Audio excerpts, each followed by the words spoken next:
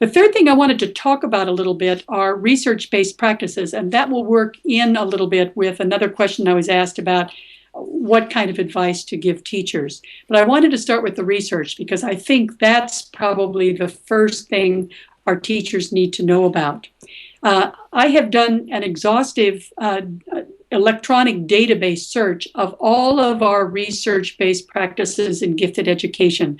My most recent meta-analysis of all of this research was in 2009. So it's about 3 years old, but I think in my skimming of the research since that time, nothing much has changed. So I think we're okay with the 2009 date. But there are 10 major practices in our field that have research to support them as needing to be in place for children with gifts and talents. The first one is that when we see a high-performing child, what we would call a talented child, one who is working 2 to 3 grade levels ahead of what we would expect for their age or their grade placement, they need to be challenged in that talent area on a daily basis. However a school can manage it, they need to daily feel that they are making progress in that talent area if we're going to keep them motivated to learn in that area. So the effort is in how we rearrange how these high performers are organized so that the daily challenge can be provided. But it shouldn't cost a school any additional finances or personnel to make this necessary. It's a matter of reorganizing the rich resources that the school may already have in place. The effect when we look at the research studies on this is that we should expect to see an average of about 1/3 to 1/2 of an additional year's growth in that talent area. And I would say that's a very conservative estimate of the growth we would see. What that's saying is if we compared this talented child who had daily challenge in a talent area with another equally talented child who did not get the daily challenge, the child who gets that daily challenge would be making 1 1/3 to 1.5 years progress for a year's time in school, whereas the equally talented child who did not get daily challenge would just make the 1 year's expected growth in school. We consider anything from 1/3 of a year on as a substantial improvement in academic effect. So that is a powerful finding for that idea of daily challenge in the talent area. The second research-based practice in our field is that there must be rigorous challenge in all academic areas. This would apply to both our child with gifts, in other words, natural ability that we may not see as polished performance, as well as those with talent, that high performance beyond grade level. And what this means is they should be challenged in every academic area: science, mathematics, I would say technology these days, the social studies areas, the humanities, and also in the reading and language arts areas. But it does not necessarily have to be on a daily basis, only daily if we're talking about a talent area. But it needs to be consistent. And if we're smart, we will be careful about what we will teach in each of those years and how what is taught in one year will build to the next year. And we would do that in a series of learning experiences that a child would go through over the course of their time in school. So it must be consistent. It must be articulated across grade and building levels, and it needs to be consciously delivered. We don't just assume that, oh, I've got this folder of great experiences to work on when you finish your regular work. It has to be laid out and it needs to be implemented. Hopefully, 1 to 2 times a week on a regular basis. The effort will be in training teachers to differentiate this way, because in most cases it will be regular classroom teachers who will be providing these learning experiences once they've been developed and articulated. But also, so the funding of that training for classroom teachers would be important, and also the finding or the developing of the articulated, differentiated materials that would be used and the resources that teachers would use needs to be there. So there would be some cost involved in this, but you're also addressing both gifted learners and talented learners with this kind of rigorous challenge on a consistent basis. The effects that we know of from the research are that we are more likely to see positive academic self-esteem. We see less stress because the major stressor for both gifted and talented learners is boredom. And many times we don't even allow the children to use it. But anytime these children feel they're being forced to learn something they already know or repeat something they already know, we know that their stress levels go up extraordinarily. And we have many, many studies out there that show that to us. I can share some of that with Roya if you would like more of the research on this. We also know that we will see higher degrees of higher order thinking when we have integrated that thinking and those skills and this rigor across different academic areas. And we know that the brighter a student is, the more gifted they are, the more capable they are, the more likely that this additional challenge is necessary. Once a week may not be enough. It may be 2 to 3 times a week for those kids who are just really, really extraordinary in terms of their natural capabilities. The third research-based practice is opportunities to work independently and be unique. But we know that being gifted doesn't make one necessarily a good independent learner or independent researcher. So we need to use a scaffold or a structure of some kind to teach them the skills of being an effective independent researcher or independent learner. In gifted education, we have at least 3 models that will do that for us very nicely. And even offering that as one of our gifted services to children across several years, preferably in the primary years, the elementary years, would be good. So look further at the models of Don Treffinger or Renzulli's school-wide enrichment model, particularly the type 3 independent investigations, or George Betts's BETTS autonomous learner model to figure out how you would set up a structure of learning experiences to teach independent learning skills. What we know in the research is that the effect is we will see increased motivation to learn, an increased interest in the subject area or areas in which they've conducted independent research, and we will see improved academic resilience. In other words, more willingness on the part of these children to take risks academically and cognitively, to try new things, not just to please a teacher. And we also will see tremendous improvement in self-efficacy. In other words, their feelings about how capable they are as learners. Now, it's interesting because the research is mixed on independent study, if we use that as the form of independent learning that these children will be involved in. The general effect size for independent study programs is 0. In other words, we don't see a lot of connection with academic gain. We don't see any gain. We don't see any, decline in academics when independent study is done. But often I've thought that because of the specific nature of the independent studies that children work on, there's less likelihood that there's even one item on their tests, their academic tests of performance that would show what they'd learned in their independent studies. So we don't see that connection, even though they may be learning quite a lot through the independent studies themselves. But there have been some very interesting controlled studies done in the last 5 years or so that show that when children particularly do this online as an independent study, that they can make up to 3 1/3 years additional growth in 1 year's time when they're allowed to progress on an independent study in depth over the course of a year with a little bit of structuring and a computer mentor as a part of that online independent learning. So there's some real potential in this, and therefore I've left it as number 3 in our particular research-based strategies. The fourth one in this series of research-based strategies is teaching of concepts, issues, problems, principles, and generalizations to students, not the facts and details. They should support these bigger ideas.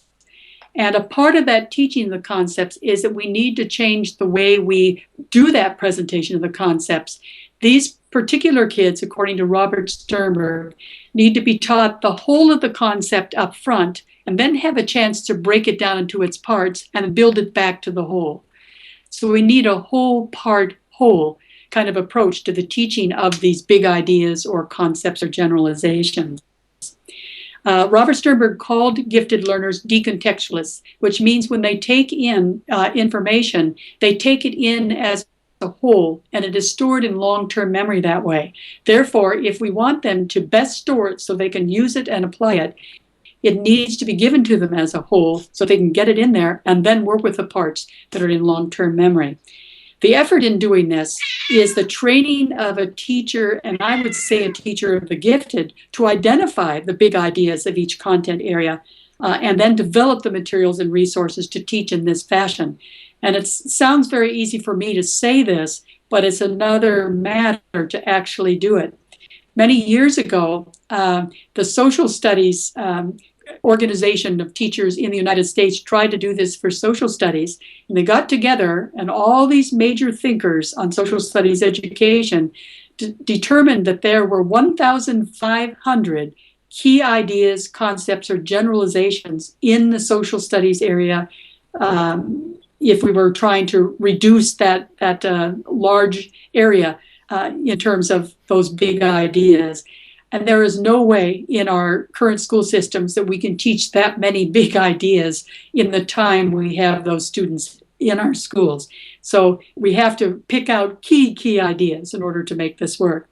But the effect is, if we can do this, the research so far has suggested that we will see greater critical and creative thinking performance. We will see greater motivation to learn for these kids and maximum transfer of these key concepts or generalizations to other areas of study. They see the connections between what they're learning in one area and how it could be used in another. Our fifth strategy is pacing, and this applies particularly to math and science. We know that double or triple time pacing in math and science is required for kids who are talented in that area. So if you have a high performing math student, if you want them to accurately retain what they've learned, it needs to to do this consistently, it must be presented to them. The new concepts must be presented to them at a significantly faster learning rate. The effort then is in training a single or all math and science teachers about this pacing, without their fear that if they don't keep it at a slower pace, the kids may lose something along the way. It's particularly important that we consider changing this pace and increasing the pace when these kids get to middle and high school levels. So they need to be trained in how they can deliver the more complex content at this accelerated pace. But we know from our research in this area, and it goes back for several decades, that students who are engaged at this faster pace will be between 3/5 and 4/5 of an additional year ahead in that content area. In other words, in 1 year's time, they will be approximately 1 4/5 years ahead in terms of their accurate retention of math and science. The sixth of our research-based strategies is the elimination of excess drill and review. I don't know if in Europe that's called revision. It certainly is in Australia, and I suspect in England.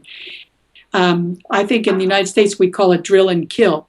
But once mastery is demonstrated in a content or topic area, gifted learners should not be made to review or drill on this information more than 2 to 3 more times, and that should be at spaced intervals.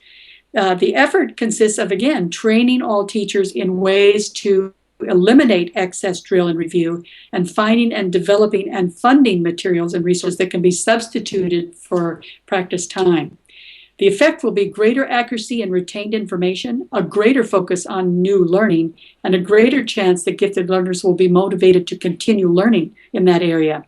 And the research on this has been strongest in math and science and in foreign language learning. But there's some evidence now being found that it applies to other areas of the curriculum as well. The seventh of these research-based strategies is exposure to content beyond grade level in the specific area of talent. Remember, our first strategy was that they get this on a daily basis, which means if you're getting on a daily basis and it's supposed to be challenging every day, that it almost goes without saying that they're going to be exposed to content beyond their grade level curriculum outcomes. This can be provided through a variety of subject acceleration strategies, cross-grading, multi-age or multi-grade classes, dual enrollment, where a child might be taking an elementary class or classes, be placed in an elementary grade, but be taking middle school or high school classes in that particular talent area. It might include things such as early entrance to school or mentorships as the children progress into the high school years. The effort is mostly managerial, making some change in the way or when a gifted learner's education will be delivered. The effect ranges from 1.9 to 5.9 additional grade equivalent months of growth per provision, with substantial improvements in socialization and self-esteem in many cases. So far, I think you can see that we have a lot of things we can do for these children. The eighth one is to shorten the number of years spent in the kindergarten through 12th grade, or I guess 13th grade as well, system. This can be provided for those gifted students who are performing significantly above grade level in almost every academic subject. And we can do it through grade skipping. That's one way, probably the most common thing we think of when we think about grade acceleration. It could be done through grade telescoping, where we might take a group of children and say, for the 4 years of high school, you will do it in 3 years' time. So again, we pick up the pace, but we don't necessarily extend the curriculum in any way. And if one is subject to national tests for enrollment to university, that becomes a very effective solution for that. It's used quite widely in Australia, for example. Likewise, early admission to college might be one of the ways in which we allow these kids to shorten the number of years spent in the K-12 system. So they might be allowed to graduate early and go on to university 1 to 2 to even 4 years ahead of their expected, their age might expect them to be entering university. The effort again is primarily managerial in nature. Someone who will coordinate the provision and track the effects on the individual gifted learner or learners. But the effects will range anywhere from 1 2/5 years growth per year to 2 full years growth per year across all subject areas. And in some cases, such as grade skipping, social adjustment improves substantially as well. Then we come to the ninth of our research-based strategies, and this is opportunities to socialize and to learn with likability peers, what we might call likability or performance, likability grouping or like performance grouping options. This could be full-time separate schools. It could be magnet schools that are focused on a particular area such as science or music. And I know in Germany there are many of those already in place. It could involve send out or pull out resource programs that happen within a school, maybe once or twice a week. It could be by using an advanced or honors class within a grade level. So you might have an advanced math class, there might be a general math class, there might be a basic math class, and kids go to the class where they are currently performing at that grade level. It could be within class grouping, where a teacher within his or her own classroom will have a group who are struggling with the concepts that are being taught in that subject area, those who are right there and ready for the new learning that's going to take place on those concepts, and those who've already learned it and need to be extended beyond those concepts. So a teacher would do it all within their class. It could also be done through cluster grouping, where a teacher is given the top 5 to 8 students, high-performing or high-ability students at a grade level, and then is expected to use that proportioned amount of classroom time for that group. For example, if one had 24 of these students in a classroom and 8 of them were gifted students or talented students, then 1/3 of that teacher's time would be spent differentiating for that group. And while that group worked together on their work, in between 2/3 of the teacher's time would be spent with the remainder of the learners in that classroom. The effort then is in daily implementation of this opportunity for that substantial block of time with these kids working together. But the effect ranges anywhere from 1 year plus 2.6 additional grade equivalent months of achievement to 1 4/5 years additional achievement in the specific area where this kind of grouping takes place. in 1 year's time. So again, remarkable and substantial academic effects for this strategy. And the 10th and final one of these research-based strategies is the idea of credit for prior learning, being provided with opportunities to be credited for that prior learning. This can be done through compacting, and I really recommend that you look at the work of Joseph Renzulli and Sally Reese about how you can do this idea of pre-assessing what a child already knows, starting them at that point, and then replacing their regular classroom outcomes with differentiated learning experiences at that point. It could be done by testing out, allowing a child to take an end of the year test that is a year ahead, and then letting them on the basis of that test start a year ahead in a particular subject area. Or it could just be credit for prior learning. In the United States, we have many accelerated summer programs, particularly in mathematics and science. Children will come back after a 3-week class on a college campus with a full year's credit for mathematics. And if they are allowed to bring that into school, that means they get to start in their school program an additional year ahead, which keeps them challenged the way they need to be. The effort involved is that one probably needs a coordinator who will determine levels of mastery for the area considered for credit, and then finding and funding materials and resources to be used when that credit is given. Can they just go to another class, or do we have to actually design very specific learning experiences that will allow them to keep moving forward? The effect will range anywhere from 1 3/5 years growth in a year's time to 1 4/5 years growth in the specific academic area for which credit is provided. So as you can see, there are a lot of things we can do. Some of them are very large things. Some of them aren't so large to do. Most of them don't cost a lot of money to do, but the research certainly strongly supports them. And that kind of brings me into my fourth area, which was, do teachers make a difference, and what would be my advice to teachers? And I wanted to share with you a very simple, and it's a single study. So again, we have to call it maybe a case study more than anything else. But I had the opportunity when I was working in Australia to work with the selective school system over there. And in New South Wales, there are 36 selective schools, which are all gifted high schools, grades 7 through 12. And I was able to survey students in terms of what they thought made a teacher effective. So here's what the students had to say about that. Basically, I gave students in these grades, a whole school of these students, a questionnaire on what they think are important characteristics of a best teacher.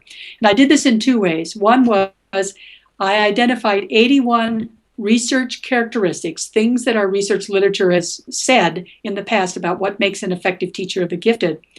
And I asked them to rate how important this was to them as a characteristic of their best teacher or their most effective teacher.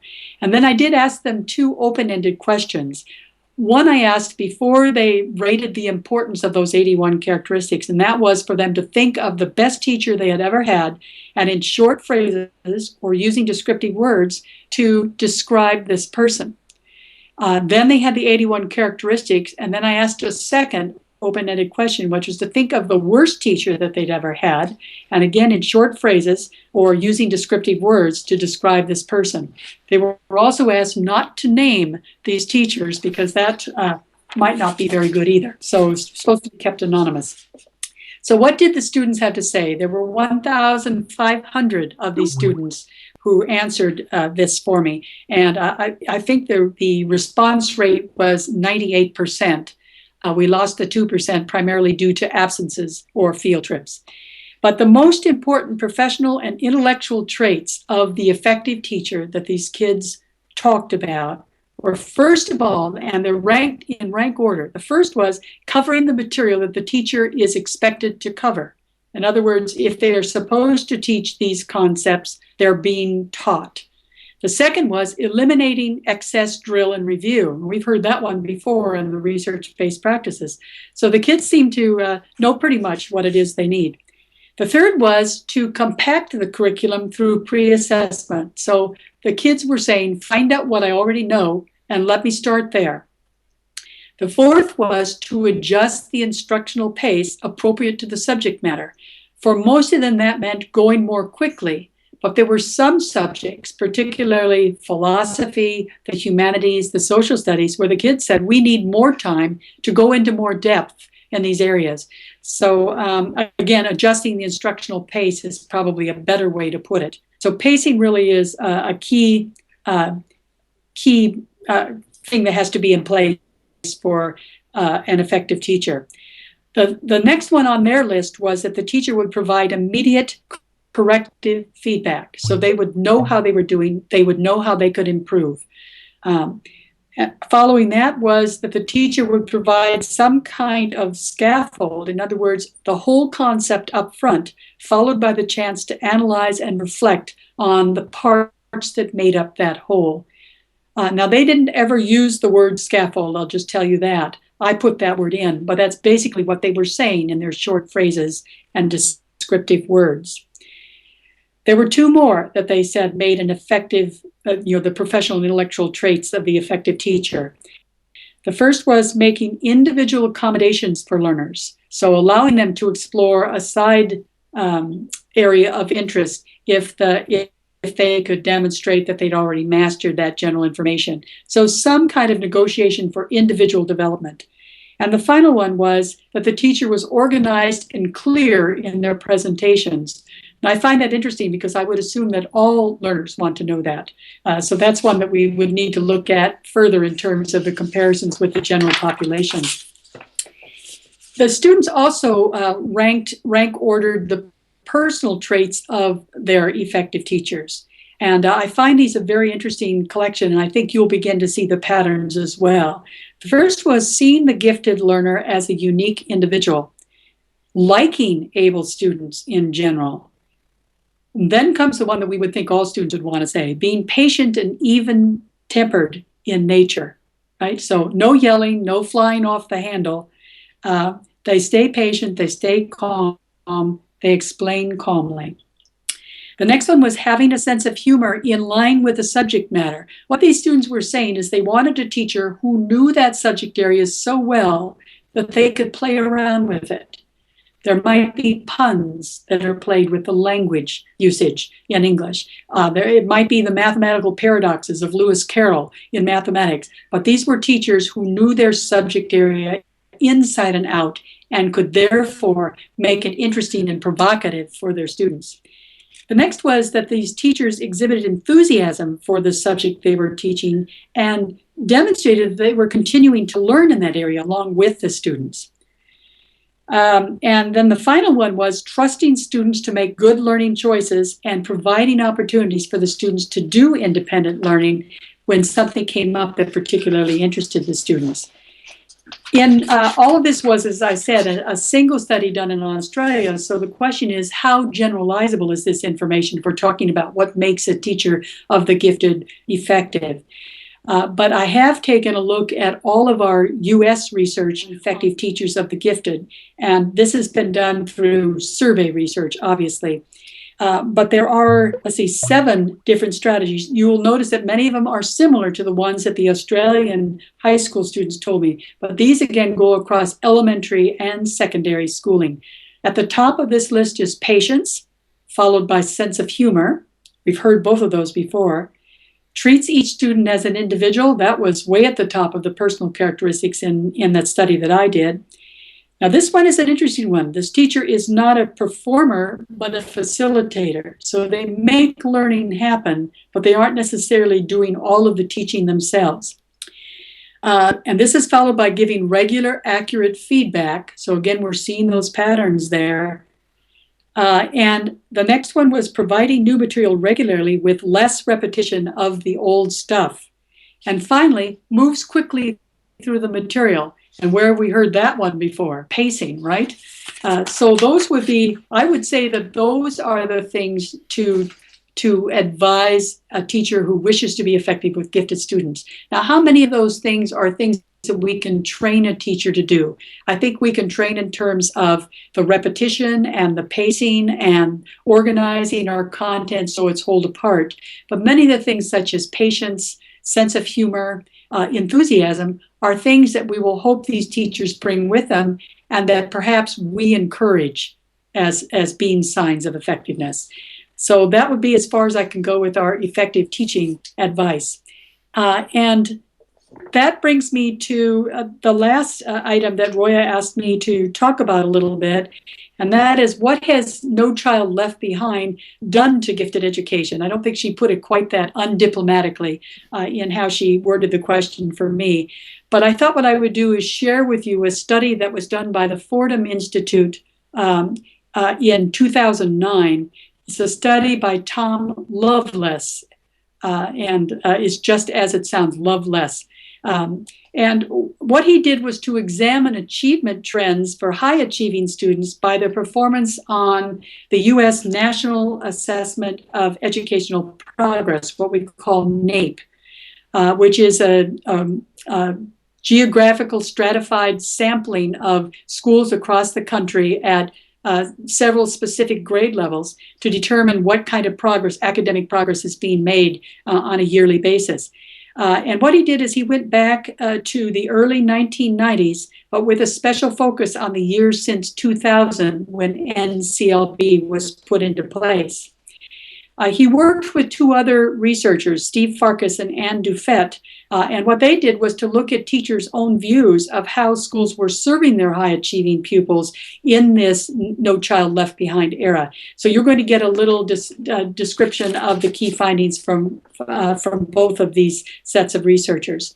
First of all, what Tom Loveless found was that the bottom 10th percentile of performers made rapid gains from 2000 to 2007, but the performance of the top 10% was described as languid. In other words, they made no progress, and in some cases went down. There's been some indication since that initial report came out that the general or the regular population, our more average learners, have also gone down since the No Child Left Behind was put in place. So the only ones who seem to be gaining at this point are our bottom 10th percentile of performers. Basically, at fourth grade, high achievers gained 3 points overall across the 7 years. Way too few points of difference from year to year. At eighth grade, they had gained 5 points across the 7 years, but low achievers had gained 16 points and 13 points respectively. So a big difference in the learning that's happening. Often we have talked since NCLB came into place about closing the achievement gap. And I think what these findings are showing is that we are closing it. And the way we're closing it is to raise what needs to be raised for low achievers, but it's by clamping down on what our high achievers and our average learners can learn. By cutting down the amount that they have access to, we can ultimately make everyone perform at the level of these lower performing students. And I'm not sure if we really thought it out that that's what our goal in education is. Hopefully it is to develop each student in their strength areas optimally, right? No matter how great or how little that area is. Now, if we look at these key findings, then there were big gains for low achievers and much smaller ones for high achievers. And this happened even before No Child Left Behind happened, but the biggest changes happened since No Child Left Behind came into place. When you looked at Dufett and Farkas's work on teachers' attitudes about all this, they said teachers are much more likely to indicate that struggling students, not their advanced students, are their top priority. Over 60% of the teachers stated this.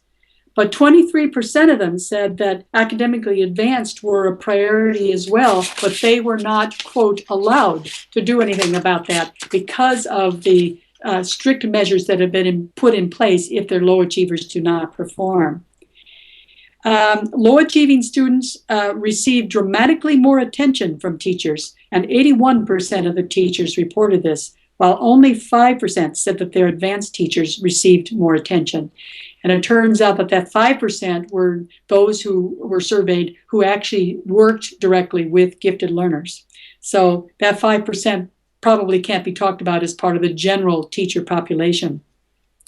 Teachers believe that all students deserve an equal share of attention. 86% of the teachers stated this. but 11% thought it was more important for justice and equality to focus on the low achieving. In other words, let's help the underdog.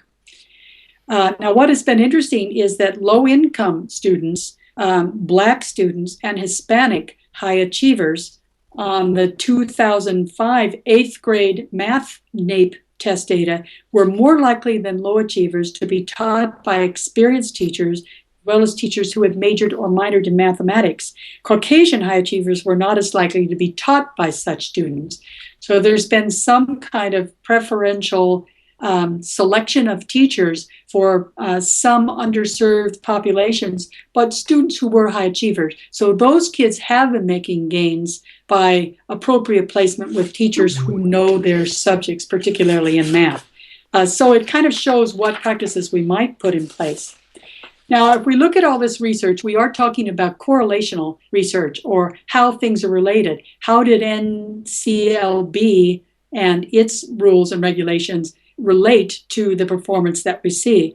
And we cannot say that NCLB requirements caused the decline in academics for our high achievers or for our average achievers. There are other possible causes for this kind of languishing that's gone on since NCLB came in place. Part of it may be lack of access to new or challenging content and skills. We've cut down the amount that students are allowed to learn in a grade level, unfortunately. It could be that we are causing these kids to overlearn the basic skills and content for a test to the point of damaging the retention of those high achievers.